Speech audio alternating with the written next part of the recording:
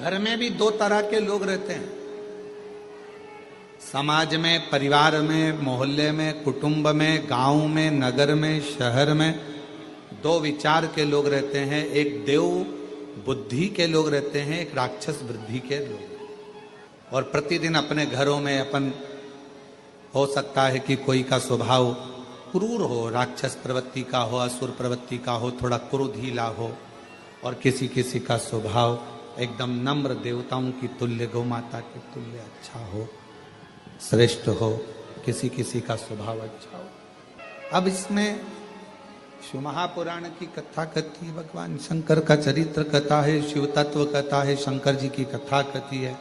आपस में कितना भी झगड़ा हो रहा हो, आपस में कितनी भी लड़ाई हो रही हो, कितना भी झगड़ा हो रहा हो, पर आखिरी में जैसे मंथन में विष निकला, गौमाता निकली, रतन निकला, माणिक मोती निकले, औषधि निकली, उसी तरह घर में जब क्लेश होता है, एक दूसरे से झगड़ा, सास बहू का झगड़ा हो, बहन भाई का झगड़ा हो, बहन बहन का झगड़ा हो, देवरानी जेठानी का झगड़ा हो, परिवार मोहल्ले में कितना भी झगड़ा हो, और शिव पुराण की कथा कहती है इन झगड़े में आखिरी में इतना याद जरूर रखना कि सब निकल जाए मन का मेल, तब अमृत जरूर निकलना चाहिए। मतलब एक दूसरे में साझा जरूर होना, तब एक दूसरे से साझा बनाओ। जेठानी से कितना भी झगड़ा हो जाए ना, देवरानी से कितना भी झगड़ा हो जाए, सास बहू का कितना भी झगड़ा हो जाए, भाई भाई का कितना भी झगड़ा हो जाए, रिश्तेदार का कितना भी झगड़ा हो जाए, मोहल्ले में कितना भी आपस में झगड़ा हो जाए, पर शिव महापुराण की कथा कहती है झगड़ा कितना भी हुआ हो, पर बात करना कभी बंद मत करो, भले थोड़ी करो पर बात जरूर। क्यों? कितना बड़ा भी झगड़ा हो, उसका अंत बातों से होता है। हम क्या करते हैं कि झगड़ा हुआ तो बात करना बंद कर देते हैं, झगड़ा हुआ तो हमने बोलना बंद कर दिया, झगड़ा हो गया तो हमने उसका मुंह देखना बंद कर दिया, झगड़ा हो गया तो हमने बात करना बंद कर दी। मतलब वो फिर बात धीरे धीरे धीरे धीरे बढ़ती जाती, और वो झगड़ा फिर आखिरी में बहुत बड़ा घात उत्पन्न करता है, घर को, परिवार को, कुटुंब को, नातों को, रिश्तों को तोड़ देता। बात करना कभी बंद मत करो, थोड़ा थोड़ा चर्चा, थोड़ी थोड़ी बातें चलते रहे।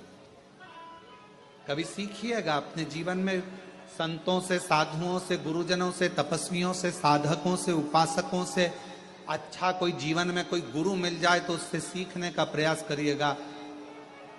यहां तक आपको शिव महापुराण की कथा भी ये सीख देती है कि आप सीखिएगा कि कितना कितना दुनिया के कितना कितना लोग अपशब्द कहते हैं, ताना देते हैं, गालियां देते हैं, आड़ा टेढ़ा कहते हैं। कई कई लोग अपने अपने फेसबुक पर, अपने अपने लेखनी में हर कुछ हमारे लिए हो चाहे बाबा के लिए हो लिख देते हैं, और वो लोग फिर दूसरी बार धाम पर आते हैं, पर हम कभी भी उनसे इस तरह की बात नहीं करते कि तुमने क्या लिखा। हम उनका सम्मान ही करते हैं, उन्होंने जो लिखा अपनी मर्जी से। कभी तो बाबा कृपा करेगा। दुनिया के लोग न्याय करने में जल्दबाजी कर सकते हैं, पर मेरा शंकर भगवान, मेरा कुबरेश्वर बाबा एक ना एक दिन न्याय जरूर करता है। किसी ने हमको गाली दी है तो उसको भी एक ना एक दिन गाली खाने को मिलती ही है। किसी ने हमको अपशब्द कहा तो उसको भी एक ना एक दिन अपशब्द सुनने को मिलता ही है।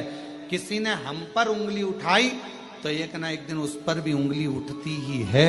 ये विचार अपने अंदर, आप शंकर के भक्त, आप विद्वान हैं, आप किसी पर उंगली उठा रहे हो तो एक दिन कोई बड़ा विद्वान आपको भी मिलेगा, आप पर भी उंगली उठाए, फिर उसको भी कोई मिलेगा तो वो भी उंगली उठाए। इसलिए अपने निर्णय को, अपने न्याय को परमात्मा पर आश्रित। जेठानी ने झगड़ा कर लिया, बात करना बंद कर दिया, देवरानी ने झगड़ा कर लिया, बात करना बंद कर दिया, सास ने झगड़ा कर दिया, बहू ने बात करना बंद कर दिया, बहू ने करा तो सास ने बात, ना ना, आपस में बातचीत चालू रहने दो। कभी ना कभी ये झगड़ा एक ना एक दिन ठंडा होगा, और जब ठंडा होगा तब फिर आप और दुनिया के लोग फिर